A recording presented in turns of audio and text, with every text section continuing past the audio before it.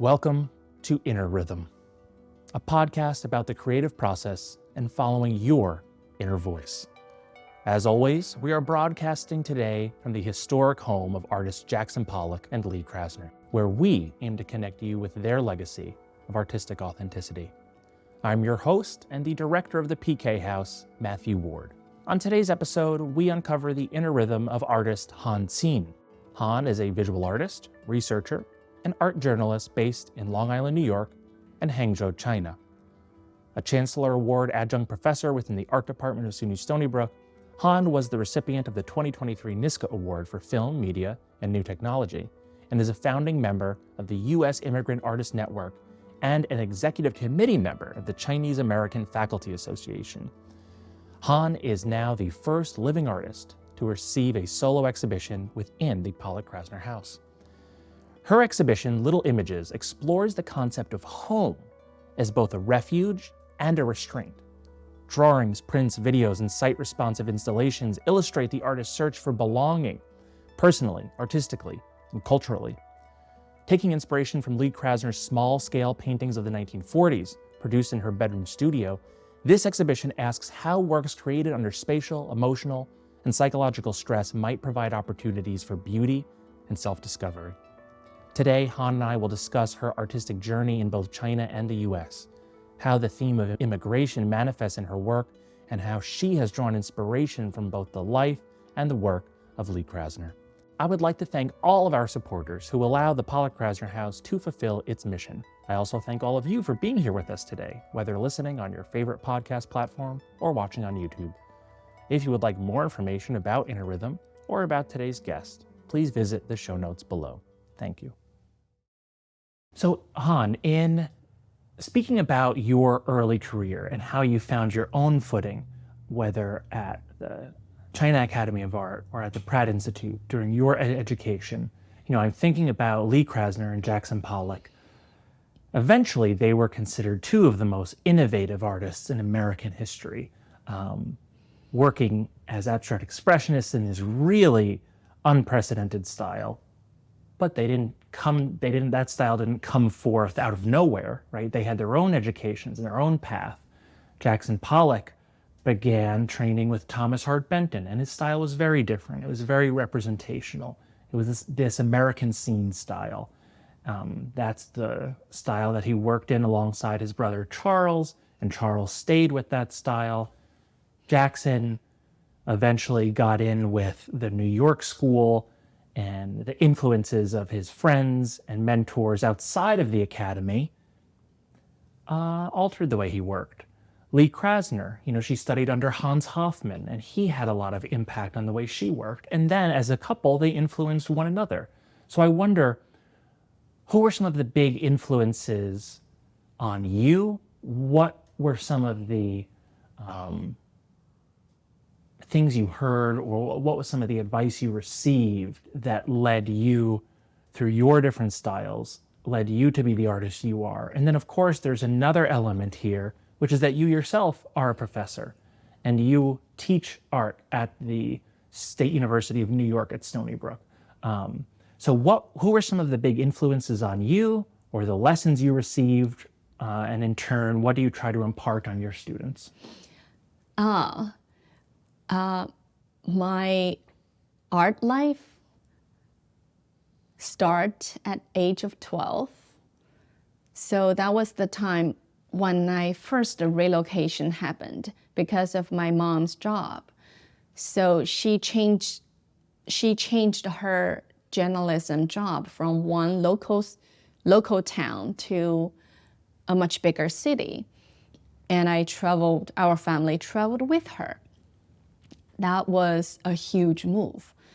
So I left my dancing group, which was actually a professional trained dancing group, to a place that has no friends.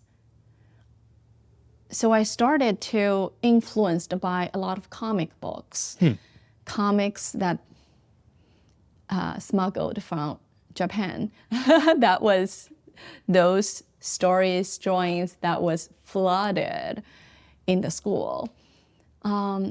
then I started to just draw those cute girls and boys. And it started with several sketchbooks until one day my mom said, "Those look great. Why don't you learn it?" And I said, okay. At age of 12, I went to an elementary kind of entry class of drawing, which teach 10 years old or 8 years old geometry drawings. And I was the oldest in that class and feel a little strange, but quickly graduated from that class to enter another college prep drawing class. So after several years of training and study, I changed a lot of class from associate school, high school, after class, to individual mentors studio. The most of the time I work with Xu Fang, who was my later advisor in China Academy of Art, in his studio. So I worked with him 3 years prior, before my entry to China Academy of Art. And he was the prince of drawing at his 30s. So I learned all the drawings foundations with him, and that was such a good foundation. So that was my training basically before college years. The college years gave me much more stronger art history-based, drawing-based, printmaking skills, painting skills in all of the classes.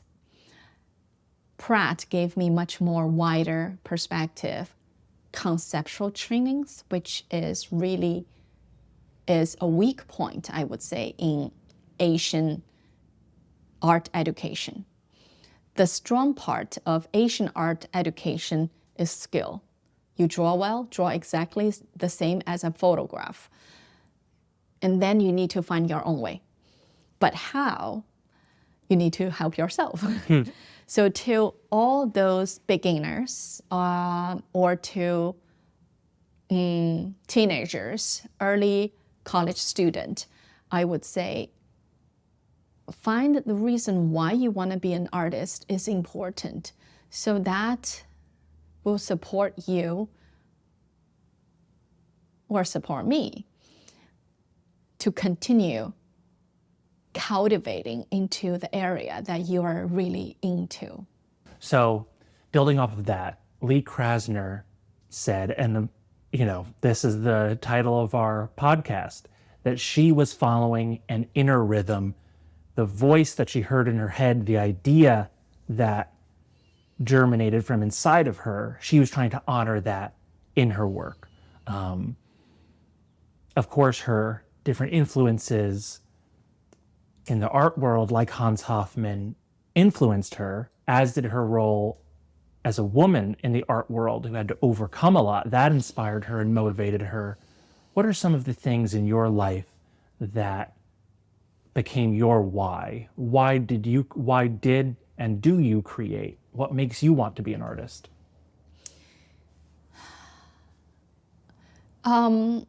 It's motivated from different area, I think.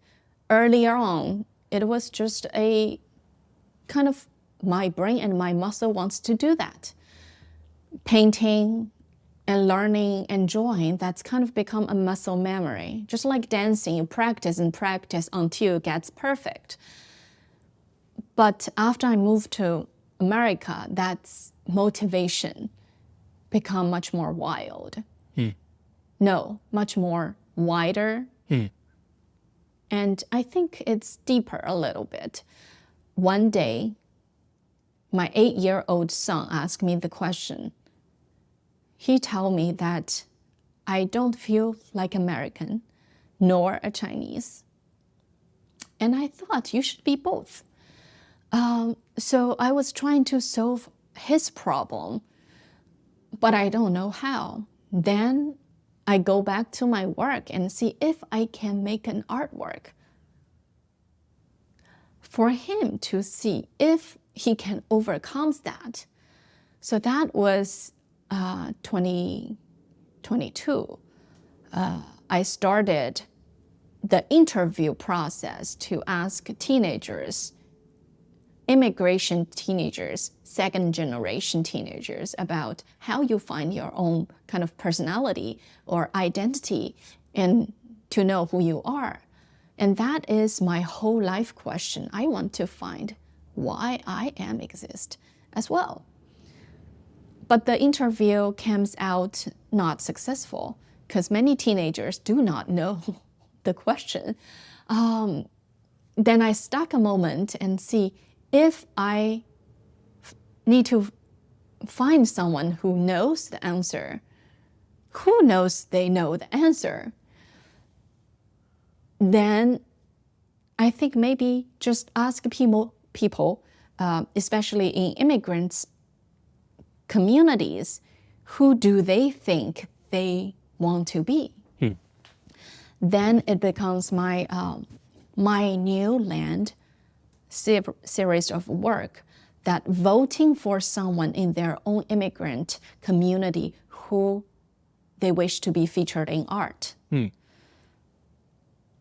And finally, 5 people comes from a Spanish-speaking group, Chinese-speaking group, Indian-speaking group, and Asian America second-generation group.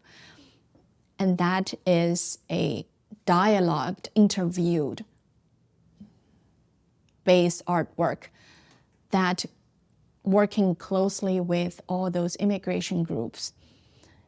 On the day of the public view, my son Xavier, who asked the question, was pasting the poster of the 5 selected, voted out immigration representatives. And I asked him, how do you feel now? And he just knocked his head. Pretty good. I think that's it. When we were doing the installation for this exhibition, you said something that I found very interesting, which was that you require, as an artist, a sense of loneliness to create your work. Could you expand on what you meant by that?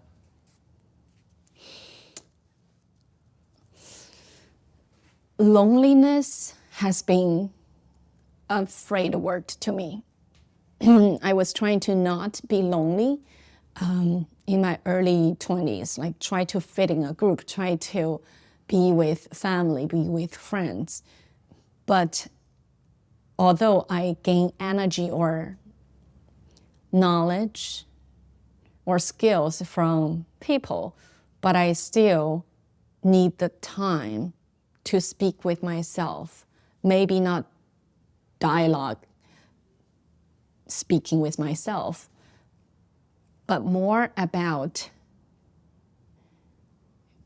creating something that from exactly not influenced by other people. So this is a time and space and even a platform, just my garage or studio previously, to let the moment of my life speaking to myself. And you just mentioned that in previous periods in your life, you were perhaps trying to get rid of your loneliness or approach life in a different way. In this exhibition, there are works from that period. There are works from, as you mentioned, a 20-year period in your career. What was the experience like seeing those early pieces in conversation with your more recent work? I was first kind of not quite acceptable to looking at myself like a younger self 20 years ago. It's looking at a younger girl and it's in a mirror. It's shocking, but also kind of admiring. So look at her. It's so lovely, so young and energetic and freely kind of doing anything she's wanted to do. That was lovely. In your present work, we've spoken about how in these pieces you're searching, you are in your work, you're always moving towards something new. There's a curiosity there. Do you think that was the same mindset you had back then? Is it the same person, the same desire to discover, to understand, or are you working from an entirely new mindset now? That's a good question. I never thought that way, but I think when I started to flow my idea through my brain to my hands, there is something quite honest. That is the current self. So whatever I was making, printmaking, video, performance, or drawing, directly present the idea, the thinking, and the questions currently bothered me is what I am producing at that time period. So I think the bothering part is quite important. There's a lot of trouble or questions that I can encounter in different periods of life. And that kind of become my study research topic. Just think about that and how to solve this problem or not, or how to deal with the problem and asking questions, then produce some visual answers. That is basically my healing and problem solving to my life. In terms of subject matter, between the early works in this show and the contemporary pieces, a lot has happened in your own life. Marriage, motherhood, and also immigrating to the United States.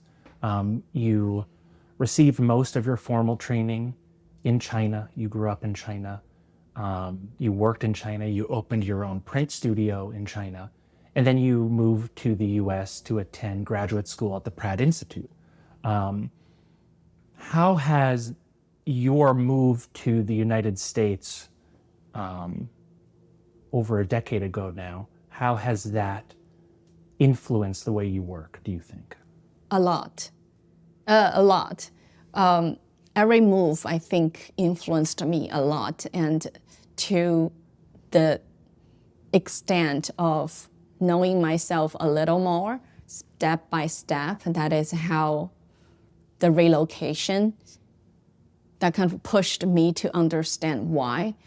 And I actually now I would say I enjoy in the uncomfortable position of being kind of a strangeness and being a little outsider and being not so familiar with the area or group. So that kind of situation makes me alert and makes me fresh and make my brain kind of spilling. That is an energy kind of push me to think, to create, and push me to one piece of my sketchbook, just put down something. So I like the uncomfortable zone to being a strangeness in this moment right now. So you do feel like an outsider in the US? I do. But I enjoy being that. It's like an observer. I see myself observer, sometimes a journalist, to my object. The object can be a person, can be myself, can be a group, can be a situation. And from that point of view, I can compare to different situations, then make a choice of my kind of understanding and then make it visually solution to the question that I have in mind. Now, on Friday evening, we had an opening of the exhibition. On Sunday, we had a different group come in and see the exhibition, a lot of people related to your gallery, the Faux Gallery in Manhattan. And you pointed out something that was very interesting, which is that on the Sunday tour, there were a number of Chinese Americans, and their reaction to some of the themes in the work was quite different. And the types of works they were drawn to were different.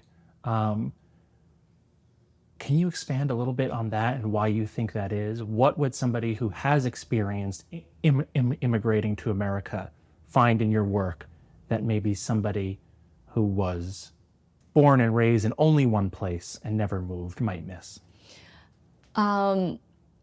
It's like reading a book. People pick the book that echoes to their own story and then put themselves into the book. I think it's the similar way of reading an image. When you have a resonate or echo or a connection to a piece of visual work, then you see yourself as a part of it. So some of the opening groups, they come on the opening night, and many are related to the honeymoon period work that I have been show on the second floor. So it's flower, bathers. That period of life is colorful and free. And that's the energy I think I had at the moment, and it's coming out from the image that attracts people who has the same kind of energy attached to that. That was a wonderful thing. Also on the Sunday tour, people who experienced travel, relocating, and immigration, who would much more appeal to the video performance piece that project onto the cyanide piece that is called Ride the Wave. There is an urgency for, I think, for many relocators who has the turbulent time during the time of their relocation. So that piece would speak to them more. One piece that I personally has a lot of story put into was the Triumph of the Wanderers. That's a woodblock piece carved into 3 pieces of wood, illustrating 10 years of my US life into that image with my family, with my friends, with my mentors, and the people that I met on the road. It's a big, turbulent experiences. And I always ask people the question, where do you see yourself in that image? That question I discovered when I first showing it and talked to a group of 4th grader who was on a field trip. So the 10-year-olds, 4th graders, answered the question was extremely out of my expectations. They have placed themselves in different locations and tell why and tell their stories after that. Some want to be an explorer, just to jump into the middle of the turbulent. Some would be a peaceful storyteller that will stand by and tell the whole story. Some would be go with the flow and in a group of people. Some would be like merge underneath to be a supporter for others. That was extremely movable, even at 10, that you can read an image and understand which part might be your life. Where do you see yourself in that image at this point in time? At this point of time, not that part of time. Well, then and then now. When you made the piece and as you are now. When I made the piece, I was hanging like that on the edge of the whirlpool, like that, and the small one hanging over there and see, should I jump? So that was the moment I was asking myself, this is such a turbulent life, where should I go? Or what is the other side of the whole scenario? And I don't know. I still don't know. I think I'll just keep making it and see if I make another whirlpool would be on the opposite side. I will try and think and see what comes out next time. Part of that other side, part of that, the ambiguity, the mystery of what is in the whirlpool, I see as the different mediums that you work in as well. Traditionally, by background, you are a printmaker, but throughout your career, you have freely experimented, and now you're doing a lot of work with video and digital. How have you worked to cultivate these different parts of your practice? And do you see them now as different tools in one holistic art practice? Or do you have many different artists within yourself? Some pieces incorporate, like Ride the Wave, all of your different mediums into one piece. Other pieces are exclusively digital. Other pieces are more traditionally printmaking. How do you see the different facets of your practice? That has been a question for a long time, and I like that. I remember the first time you studio visit me at Potato Farm Project, I throw the question to you about how an artist deal with so many mediums. And I don't know it's an answer now, but I do accept it. So when we think about the translation of our show's title, Little Image, to 习作, which in Chinese, it's about a practice art, a piece of practice or in process, in which related to little image, it looks like you are not yet a big image, but trying and practicing. So I think my whole art practice is a practice.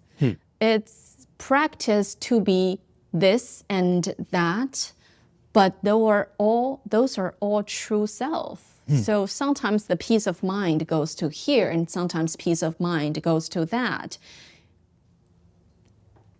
I treat them equally.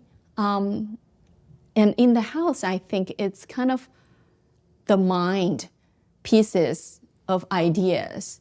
Put it here, put that. It's just growing plants that you put a plants here, put a plants over there, and here and there they becomes a whole atmosphere to support the oxygen in the house. And all the practice, the tools or mediums that I use, that there is a need to use that medium unless it doesn't feel right. So maybe it is influenced by the training of printmaking. From the early point, all the mediums comes to me in my practice: woodcut, lithography, etching, the procedure of dealing with those mediums. There is a kind of methodology of working method into it. So how to use the time, how to make the procedure, how to arrange all the medium into making the art. What is the temperature for the ink? What is the damp? What is the kind of dampness to the paper? Those are all the consideration of making a good prints. So it's not hard for me to adapt other medium for the learning process. So learning process adapted to one different medium has always been the process of my art making. So that is also a fresh and uncomfortable zone that I was enjoying. So adapting the new medium and learning the process and creating something that is never been possible. That's a fun exploration. And also there is an uncertainty comes out from that, expectation, uncertain feeling of the outcome. That happens to printmaking also. So sometimes I make 10 images from monotype, but there's only 1 or 2 is good. So I throw away or tear away the other 8, then left 2 of them. Video making is also the same. So we take, I make film footages, use different effect, cut, paste, editing, re-editing, and that's a fun and never-ending experience. So the most important question to me during making of one piece, I think, is when to stop. So when do I decide to finish a monograph when I was painting on a piece of block? When should I stop my knife when I was carving on a board? When should I not adding more effect onto a video piece? So that is the question, like, to ask. When should I stop? When should the work be paused, not finished? Never gonna be finished. Maybe 10 years later, I'm going to add one more thing. Do you find that that moment comes with a lot of clarity? The idea that, okay, now it's finished? Or more often, are you never sure and you feel that maybe 10 years later I will add to this? I leave that open. It can be. For now, I think maybe 30% sureness. Then I will just pause for a moment. If there is a need to add more, then I would.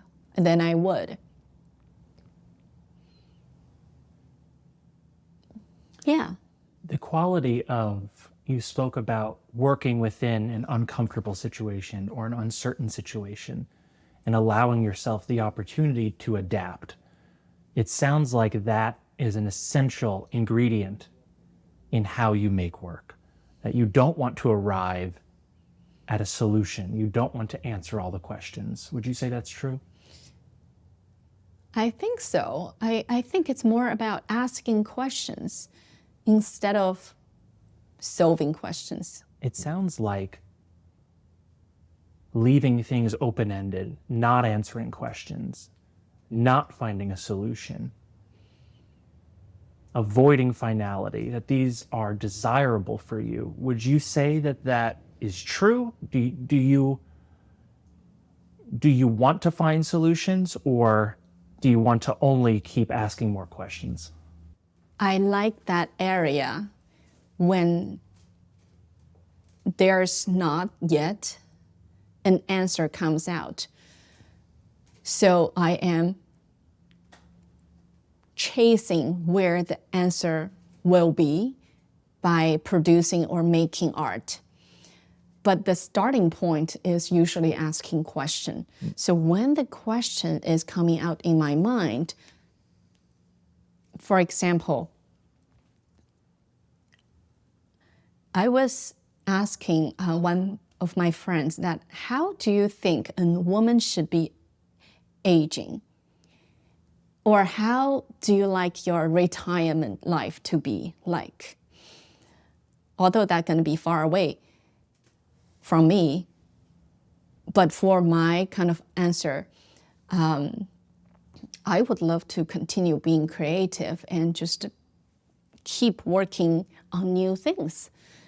And my friend said, it's beautiful to see women at different stage of their life, and each should be treasured. So she would end her life like looking at the sea. That was beautiful. Reminds me of, in terms of appreciating each of these moments in your life for themselves, where I could see that as an artist, you would think, yes, I would always want to be creative, or maybe I would always want to be this way. But your friend almost saw it as maybe later in life, life is a completely different thing, and I have different expectations or desires or no expectations, and that's okay. With that mindset, do you see your works from the past and that younger Han differently? What do you think when you're looking at a mural and the mural is a video? Then look at 20 years earlier, your younger Matt. What would be that feel? I think my feeling would be what yours was, which was initial shock, maybe even a little embarrassment, because you think, oh, I'm not that way anymore. And then you've seen so many people who appreciated the early works, and that creates a little dissonance at first. But is that in sort of a reverse order? Are those pieces you looking out at the sea? So this question makes me rethink what actually I was thinking when I was making those bathers. I put on music, then working underground in China Academy of Arts printmaking studio. That was a huge studio. People are working in their own station, like everyone kind of occupied several tables and one press. Then there is a unseen atmosphere covers each one's like a bubble to produce their own work. And I was in my own bubble, putting all of my energy into the creating process of color, composition, and sexuality, I would say. So that is the period of time that knowing woman, what is a girl, what is life, what is body. So how does it look like? How does the color of the life can be? And what is the curve of a composition that pair with textures, such as flowers are made by paper, the waters are made by oil. There is some kind of controversial ideas contract all those material into different area. The flowers are not flowers, the water are not waters, human are beheaded. It's a way to explore body and life. And now taking that theme of the body, the human body, the female body, bodies have changed in your work over time. You've gone from more specific bodies, and the Bather series are self-portraits, to more silhouettes and bodies that are more ideas than physical bodies, that are more universal or metaphorical. What do you attribute that to? Has your conception of the body changed? Are you focused less on the body and more on the spirit, or is it something else? I think the way of looking at people or looking at self changed. It's more like when I look at this period of life, I can see myself into it. And now I look or produce my images I am looking from overhead camera. So it's more about taking myself out of the situation and see this as a bystander or observer, just as I previously talked about. Yeah. That from a much more calm or Detached? detached. It's just like writing something in a journalism aspect, that you see something happening and see the reason and outcome from an outsider's view. Then it is much more straightforward to see what actually happens. So for example, the group of swimmers in the blueprints, silk paintings, that is referred to the story that I just arrived in United States. So it started from the flight from Shanghai to JFK. So I was alone in a plane, and there are so many bodies, people sitting there, and everyone looked pretty much the same and occupy one space. Then the plane arrived. There is a format of the group flow out from the plane through security to luggage check, then out of the gate. So it looks like a well choreographed piece of flow that humans go by the flow, then depart to wherever they want. So that time, I think I was one of the group of people, and I need to find where I'm going to depart.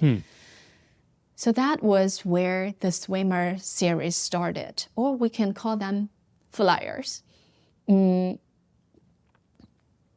Everyone is one of the group, but everyone also is an individual that is so different from the rest of the group. But from a longer shot, the camera term, longer shot, far view, that is a group of humans, and they have been together for a period of time on the city of sky. So that is the moment that it's seen as a group, but always I have been part of the group. It can be temporary, it can be sometimes a longer period. The relation in the group is fascinating as well. It is relation in a family group. It can be relation with a colleague group. It can be the relation just encountered in the subway station. So I was sitting in the subway station to make sketches for those waiting people. I saw fights. I saw push. I saw people hand in hand. I saw people are rushing out of Long Island Railroad to enter the subway station. So those are the moments that I feel everything is moving, and there's dynamics, there's compositions, there's energy in between all of the interactions, and that is refreshing, and that makes into stories. As your practice has evolved, I do notice that the numbers of people, of subjects in the pieces has expanded to include groups. If we look at some of the early works that are in this show, it's solitary figures, a single bather, or even a single flower. But now there are many in these pieces. and you just mentioned the kind of disembodied silhouette forms of the flyers. But in one of your most recent works, the Ride the Wave piece, which includes performance, I feel like you're reintroducing specificity again, because we have the specific likeness of you and your fellow dancers. How has and why has specificity come back into the work after leaving for a time?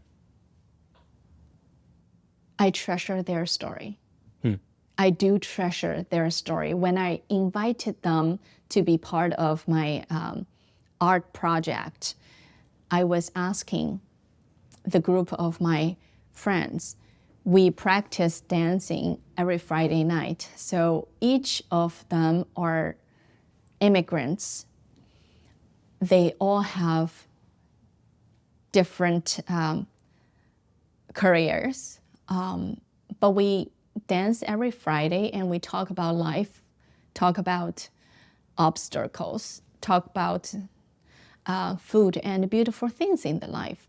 So one day I was asking them, I am going to create an artwork talking about how women,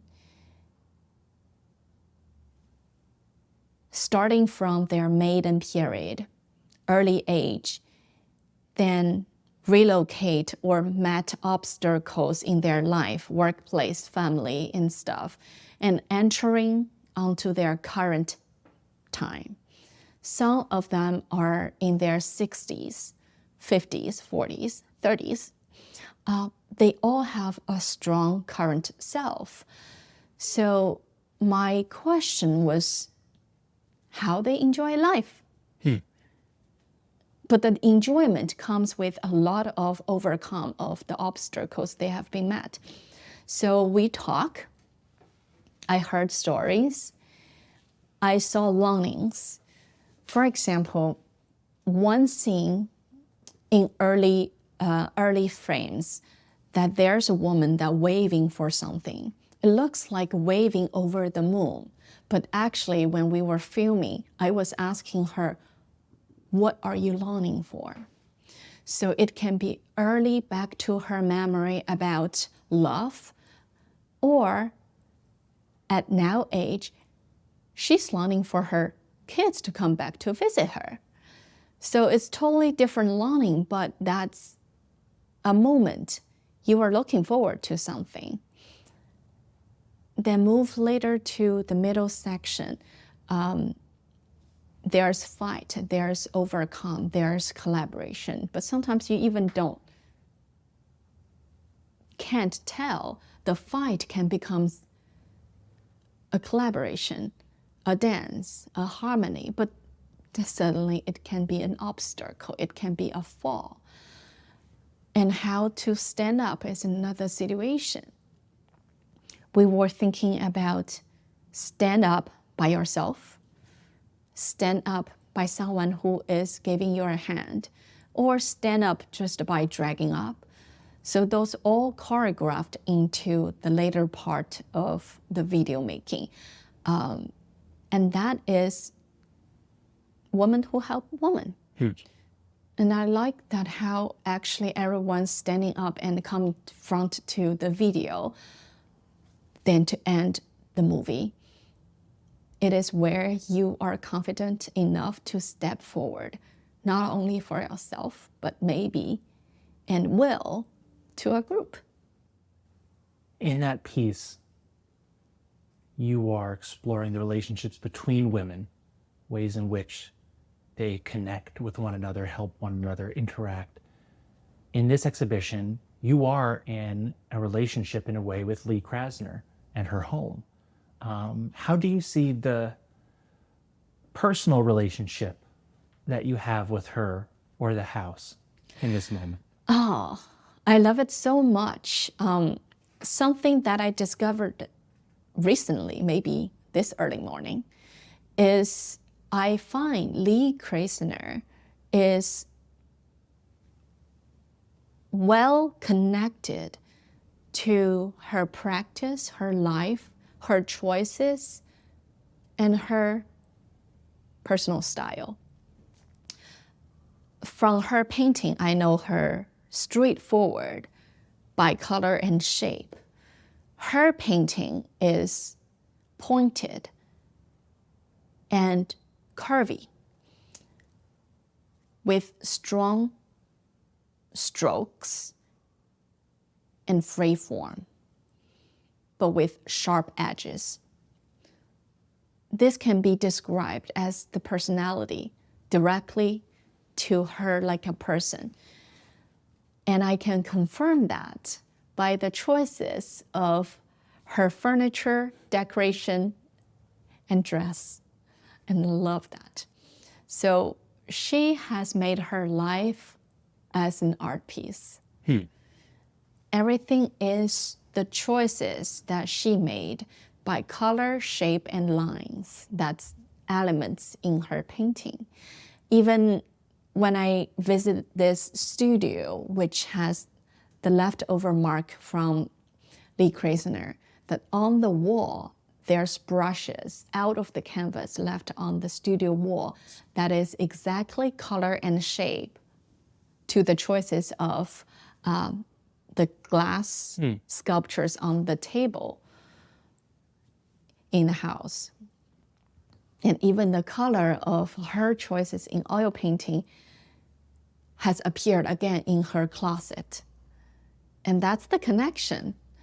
I think her choices of her personal style to her furniture, to her decoration, and to her painting are all connected. She's like inspired by every piece of object, life moment, choices of material, and made her life into a connected piece of art. That is wonderful. That is totally wonderful. Do you relate to that? Hope so. In one point, that should be all connected. But now it's like what I have. It's this piece here, that piece here, that's our threads into the life. It's not whole yet, but it will be. Do you think, does a life ever appear that consistent and that connected during one's life? Or we now have the luxury of retrospect and curation of Lee Krasner's life, that we can look back and see that cohesiveness? I wonder, just myself, I wonder if life can ever seem that cohesive in the moment. I don't think so. Okay, yeah. Yeah, I think even for Lee Krasner, when she was doing all those sort of stuff, creation, and buy a piece of furniture, buy a piece of decoration, doesn't seem connected. But when everything comes together in this quantity, curated way, then we see the connection. Maybe because just a piece of shell she collected out of the sea, she doesn't know. She just found maybe that's cute and beautiful. But now we see the curve of a shell that connects to the choice of a glass sculpture. Then the furniture, the decorative edge of the furniture and a sharp turn of the cut of the wood finish. I think that aesthetically they all connected. So it makes me think artist herself made her home. She created a space that she lives beautifully, comfortably, and also presentable, not only during her lifetime, but much long after. In terms of those invisible threads that maybe become more obvious years later, you have one of those threads, those connections with this space that maybe seems more significant now than it did then, which is that many years ago, you were here and you were working here in a professional capacity. Could you speak on that a little bit? That was a great experience. So that was my first year coming to United States, and I was preparing TOEFL, just got married. living in Islip on Long Island with my husband. So at that time, I was still in my first MFA in printmaking in China Academy of Art. My professor advisor, Xu Fang, who is appointed as the artist for a documentary of artist eye to view the world. He was appointed for the artist for United States, and there are 6 more countries with 6 different artists. I planned the trip for him and the crew in the New York area. And one of his favorite artists was Jackson Pollock. Jackson Pollock had a huge retrospective show in China in 1980s, and that was a bomb. That was the time when China opened to all sorts of art. So contemporary art, abstractions, impressionism, all come at the same time. So we artists at that time, like my professor, Xu Fang, who haven't yet figured out the historical line of the art movement, but accept them as a whole thing. And Jackson Pollock was someone who was totally out of their understanding. And that was such a big moment, a bomb in China's art education. So I know he was really into abstraction, and he did also tried painting on glass with drip ink. So I specifically planned here Lee Krasner, Jackson Pollock and Lee Krasner's house as one of the stop for the film crew to visit New York. At that time, I emailed Helen, the previous director at the house, who introduced the crew, and we take a tour of the studio and the house. My professor even, Xu Fang even donated one of his own piece to the house. It is now in the collection of the house. I still really, really treasure to see the footage of my professor leading his way to tell us the story about how he started looking at Jackson Pollock's drip painting, how he was shocked by the way of art can be a totally different form instead of on the wall, but on the floor. The connection between my professor, my first year in the United States, and now here back into the house, it has been a decade now. So I think the loop, like a decade loop, can be a good opportunity for myself to revisit myself. And definitely it was your choice to urge me to ship the early work from China. And now I have another really important reason to look back again to see how the loop comes back. Or maybe to become another loop. As a final question, in discussing Ride the Wave, you mentioned that you asked one of your dancers what she was longing for. I would like to pose the same question to you. As an artist, as a human being, at this point in life, what are you longing for? I actually thought about that. I was joking to Wan Chen, my husband. I told him that after you're retired, and I'm still an artist, so I will take him to every residency that is going to end our life. That's beautiful. So he would accompany you? Yes, I think so. In a way that maybe perhaps your lives, because of your professions and being in the middle of your career, are separate. they would sort of come together more at the end. Right. Yeah, my dream for my own self, for being an artist, is continued creation. One article about artists working in their later years is Matisse. Matisse, like, after him cannot paint anymore, he started carving and cut. So that is such a strong influence on me when I saw those paper cuts. Even at the time that he is not able to pick up a brush, he can still make artworks. And that is beautiful. And I want my life ends that way. Thank you, Hung. Thank you.